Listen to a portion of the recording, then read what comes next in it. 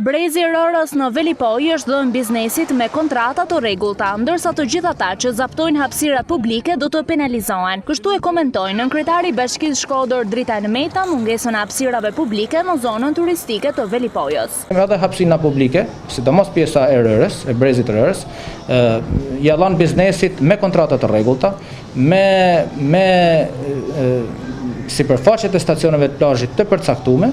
Dhe pastaj, nga ana tjetër është zbatuar edhe detyrimi ligjor për të ruajtur pjesën për publikun, e cila është presuppozuar me kanë e paprekshme. Në momentin që kjo pjesë pastaj mund të jetë zënë, mund të jetë pushtu nga individ caktuar, ajo është puna e strukturave ligjzbatuese, është edhe më e lehtë sepse çdo gjë është kontraktuale me Bashkinë e Shkodrës, çdo biznes që ushtron aktivitetin e ushtron të ligjshëm kërkon një kontratë dhe një hartë specifike, edhe detyrimin që i ka paguar Bashkia e Shkodrës, ndërsa dikush tjetër që është duke vepruar abuzivisht është krejt kollaj për të penalizuar sepse nuk disponon një dokumentacion të tillë. Kjo deklaratë e nënkryetarit të Bashkisë Shkodër u bë gjatë inspektimit të zyrës së informacionit turistik në Velipoj. Mungesa e hapësirave publike ka qenë një nga problematikat kryesore me të cilat janë përballur turistët gjatë këtyre muajve. Pavarësisht se ka kaluar më shumë se gjysma e sezonit turistik, një problem i tillë vijon të jetë ekzistent në plazhin e Velipojës.